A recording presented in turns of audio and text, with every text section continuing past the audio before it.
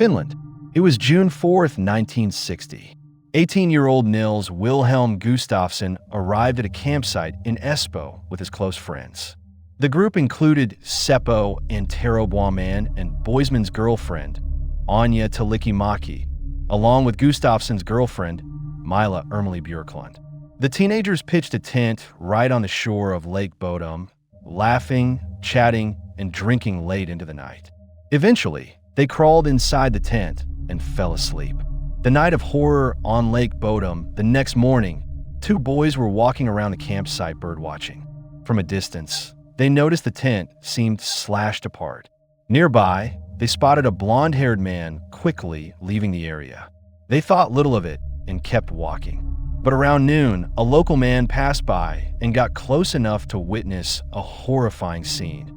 Outside the tent lay the battered and bloody bodies of Gustafsson and Björklund. Some accounts say Björklund's body had been hidden beneath the tent canvas. Police then discovered Boisman and Maki dead inside the tent, stabbed repeatedly and beaten. Björklund, Boisman, and Maki were dead. Only Gustafsson survived, barely alive. When questioned, he said he remembered a shadowy figure dressed in black with glowing red eyes attacking them violently. As the years went by, police never uncovered new details from a lone survivor. The case became a national obsession in Finland. Everyone shivered when hearing about the Lake Bodom murders and about why the authorities could never identify the killer. Parents warned their children not to wander outside at night, fearing the murderer was still lurking somewhere. Everything changed in March 2004. Nearly half a century later, DNA evidence finally pointed to a suspect, someone prosecutors claimed had a motive to commit the murders. That suspect was none other than Nils Wilhelm Gustafsson. Back in 1960, investigators had never suspected him at all. The suspects, when police first arrived at the crime scene, they found Gustafsson in terrible condition. His jaw was broken, his body covered in bruises, and he was in shock. He could barely remember anything, only mumbling about a supernatural figure, likely the result of psychological trauma. Using the little physical evidence available, investigators tried to reconstruct what had happened. On June 4th, 1960, the group had set up camp near Lake Bodom, about 14 miles outside Helsinki. The spot was a popular destination for camping and fishing.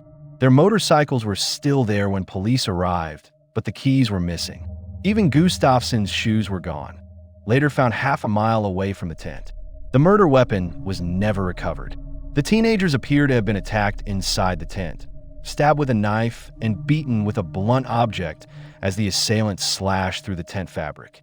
Gustafsson was found lying on top of the collapsed tent.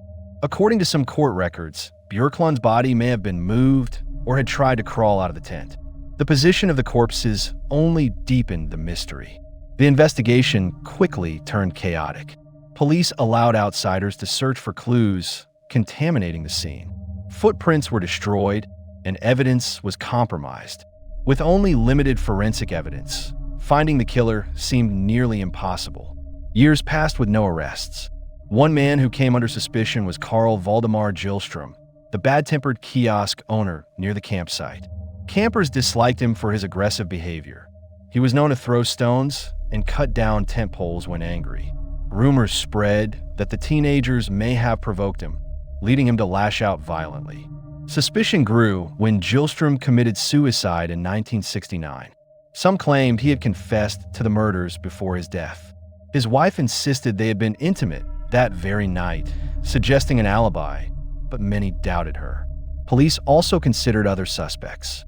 Pauli Luoma was rumored to have been lurking near the campsite, but he had a confirmed alibi in another town that night. Penny Soininen, a convicted killer, once boasted of being the murderer, but police dismissed it as bragging without evidence. Another suspect was Hans Assman. Dr. Jorma Palo reported that Assman had shown up at a Helsinki hospital shortly after the murders, with dirt under his nails and bloodstains on his clothes. Yet police accepted his alibi and cleared him. For decades, no outsider could be linked to the crime. The only survivor was Gustafsson. The blood in the shoes by the 1980s, DNA testing had become a revolutionary tool in criminal investigations. But in Finland, where there was only one forensic lab for the whole country, old cases were rarely re-examined. That changed in 2014 when forensic scientists reanalyzed Gustafsson's shoes. They discovered the blood of all 3 victims inside them, but strangely, not a drop of Gustafsson's own blood. How could he attack the victims, yet leave only their blood in his shoes? Investigators argued it was because Gustafsson himself was the killer.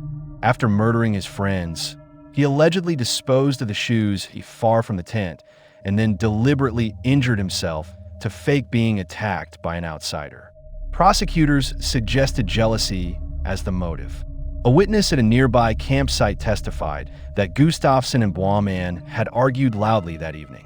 Investigators believed Björklund rejected Gustafsson's advances, or perhaps Gustafsson suspected Boisman was interested in her.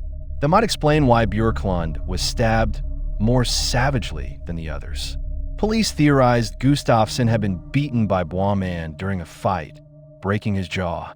In a rage, Gustafsson returned, slashed open the tent, and killed everyone inside.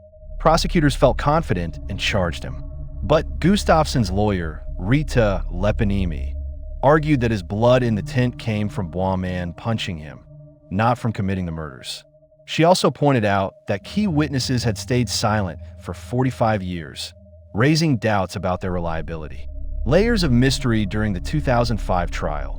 Police officer Markku Tuominen testified that after being arrested, Gustafsson muttered the words, "That's it," as if expecting a 15-year prison sentence. Yet Gustafsson always insisted he remembered nothing. No heated argument, only going fishing with Boisman that day. In the end, the court ruled there was not enough evidence to convict him. Too much time had passed, and the crime scene could no longer be reconstructed accurately. Gustafsson was acquitted. Nearly 60 years later, the Lake Bodom murders remain unsolved. The case has become a legend in Finland, inspiring music, books, and endless speculation. One Finnish metal band even took the name Children of Bodom. But questions remain. If Gustafsson remembered nothing, why did he seem to admit guilt?